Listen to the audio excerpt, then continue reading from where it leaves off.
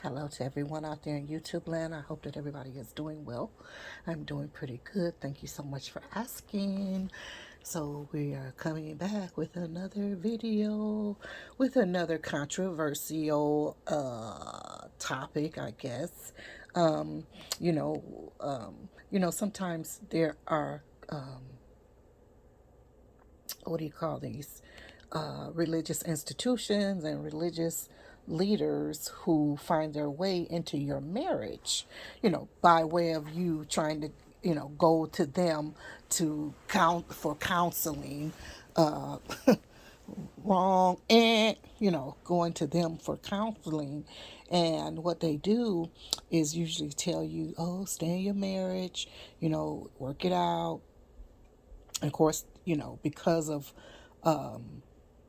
what do you call it, misconstrued, and scriptures being turned upside down, they'll tell you, oh, just submit to your husband, be nice to him, be do this to him, be this for him, do all that for him, all of this, like you're supposed to, do all of this, and that's going to make things better. I remember there was this one little, what do you call these things, analogy, or I can't think of what you call the thing right now. Forgive me, but they were telling the woman, the woman was like, "Well, my husband, he doesn't come to church with me," or something like that. And then, she would, I guess the woman would always ask him to come to church with her or whatever. And then what happened is she went and saw her religious leader, and he told her, every time, you want to talk back to your husband, or he says something, or whatever, use this stone and just bite on it, so you don't say anything. So finally, after so many times that she didn't, talk back to her husband, or just, say anything. And I don't mean necessarily talk back rudely, but just period, that she didn't say anything. The husband wasn't supposed, after some time had elapsed, he became impressed with that. And then finally he was saying that if your church is teaching you submission, or I'm just using that word, but if your church is teaching you submission, then I'm going to start going. Oh my goodness. That's so foolish. That's just so foolish. But telling, but getting back to what I was saying. So, telling you to work it out and stuff like that. Now, there's nothing wrong with working out working your marriage, working on things in your marriage, when just what you're supposed to do, because we made a vow, for to death do us apart. To till death do us part is, and then we said for better and for what worse. So we do try to work things out. And but but what did I just say? We do try to work things out. It's not one person. We have to agree to for both of us to work it out. It can't just be one person trying to work things out. That would be very lopsided, very foolish. That's some nonsense right there. We have to work this out. So so like I said, they'll tell you that kind of stuff, but that's wrong. You can't tell somebody to try to stay and work it out when somebody's bashing your head in, busting you in your eyes, and stuff like that. No, that's wrong. You can try to work it out. Now, I'm not saying don't try to work it out, but you can't work it out while both of you are in a house together. You have to separate to work that out. You must separate, and live in different homes in order for that to come about.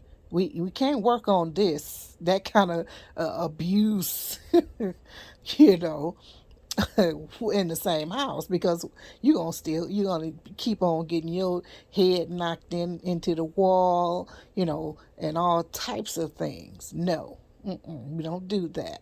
And then if your spouse is messing around, got women all over the place, stable, a stable of them. If your spouse is messing around, again, you cannot be together in the same home talking about we're gonna work it out, because he need to work it out. Stop taking it out. You know what I mean? He need to stop taking it out. You understand? So, but if he's gonna keep messing around, you can't sleep with him. I mean, you can't you cannot sleep with him, because you'll mess around and have all sorts of diseases, and you know oh no, mess up your whole system messing around with him, because he's messing around with them. You can't do that. So we have to use wisdom in everything, and we have to keep certain people out of your business, because they're going to tell you to do something that's going to, everything is going to benefit the one spouse, but the other spouse is not going to benefit. You know, telling you to be sweet and be nice and all of that and be humble. Well, uh, what about him? Does he need to be humble too? Does he need to be sweet? You know, what? No, we don't do that. We have to be, careful how we do things. Whatever. So yeah, I think that was it. All I wanted to say, basically, but just, sometimes we do have to separate in our marriage to work on things. We cannot be together to do it. We have to come away from one another, in order to come back even stronger and better, you know. And there's nothing wrong with that.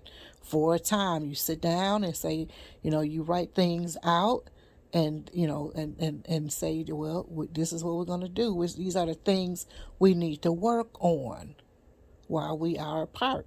And once a week, or however frequent, you guys come together and you discuss things with yourself. You don't really need a mediator. Now, if you have a wise, genuine mediator, someone to come between you guys and help you, if you can't help yourself, that's wonderful.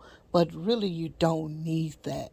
You guys can talk to one another about these situations. Now, unless, again, there's anger and abuse, and the person can't control themselves, then that's different. You do you have your meetings via Zoom or FaceTime or something. You know what I mean. So just use wisdom. Don't be foolish. Don't be foolish at all. And always be prayerful. Submit that marriage over to God, even though it might not have been God that put you together. Because so many people, oh, God gave me this man, God gave me this woman, and you gave your lustful loins, your lustful flesh is the one that joined y'all together, or whatever. So anyway, I'm gonna get off of here. I haven't talked enough. We might prick this up again, but until we meet again, I love you very much. Talk to you soon. Bye bye for now.